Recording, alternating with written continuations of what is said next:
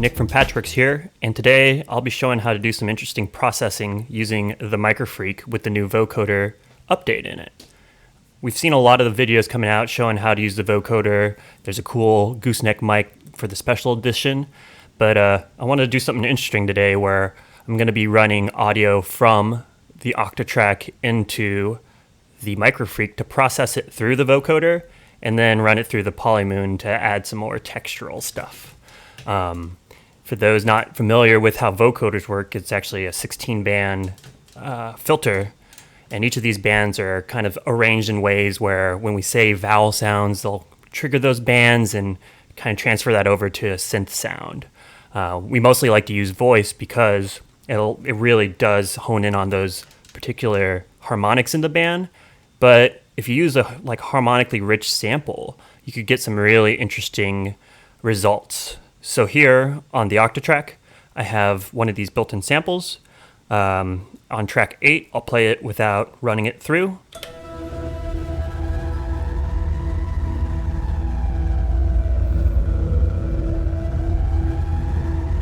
And you could hear that there's a lot of low end there. You could hear there's crisp high end, and the sound overall is just moving around a lot, which will be very advantageous for this thing that we'll be doing here.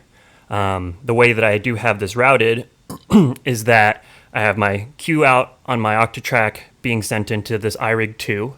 The iRig 2 is a nice device. We actually don't currently sell these, but these work really well with the Microfreak TRRS input, and it works really well with the OPZ as well for sampling, so I highly recommend it.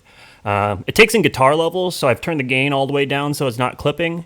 And then it does have a headphone output, but I prefer to use the line out jack here to run it into the Polymoon, and then the Polymoon back into the Octatrack.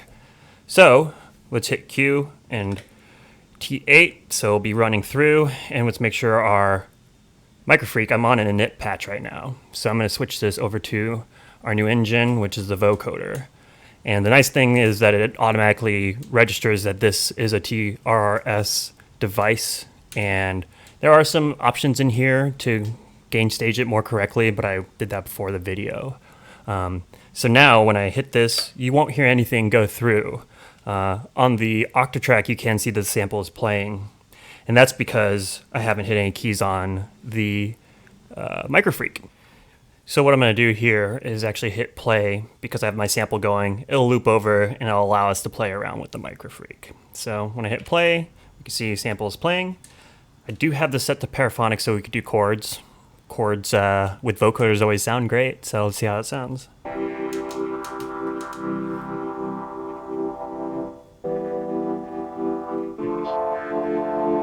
So you could hear that it still has that kind of vocoder sound to it, but it isn't a vocal sample. It's actually just this sample being ran through it, and you could hear that movement being translated. My settings are pretty tame. I don't have anything going on my modulation matrix. I did set the bandwidth, so playing with the bandwidth on the vocoder is interesting because it'll actually kind of dial in that sound. When it's all the way down, you won't have those bands picking up quite as much. And then you could hear now we're really getting some of that vocal motion going on. So there you go, that sounds pretty good.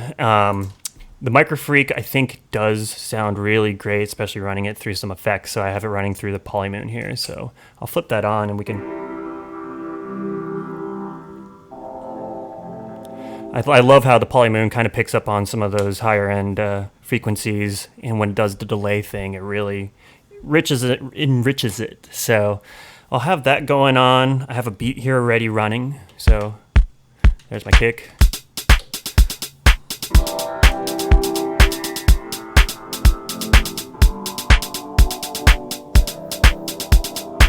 There you go. But one other cool thing is, I'll stop this for a second. Right now we're just using this really harmonically rich sample to run through it. There's not a lot of rhythmic elements to it. There are slow morphing elements that transfer over to here.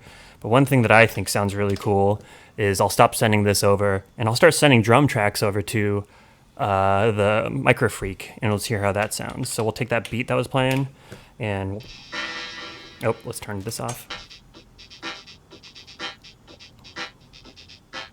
So now we have those chords coming through. That's like probably one of the cooler things about all of this, is that it doesn't matter the tuning of these elements. It just matters that they are within the range of those bands of the vocoder.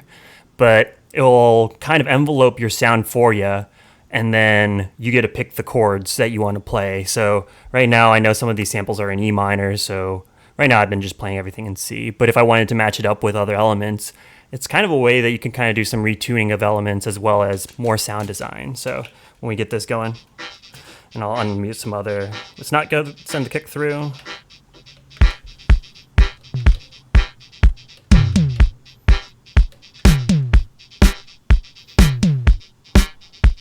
And let's get that other sample run back through.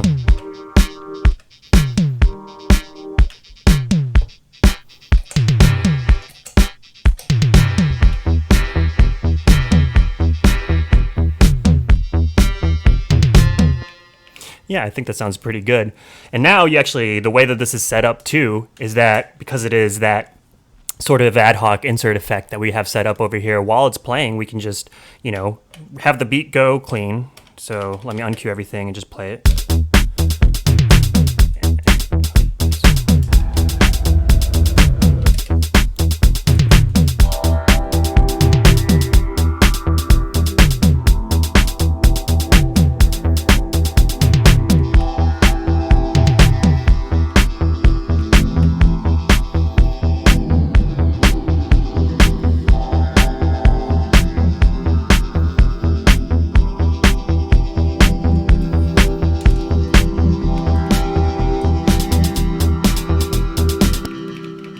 Yeah, we get a lot of rhythmic motion, but it's also within a key. So it's actually very musical. We could set this up to resample, and this kind of gives us like a small setup for kind of remixing tracks or kind of adding more of the atmosphere. I do think that the Microfreak is just really great overall as a synthesizer that has a lot of different voicing options.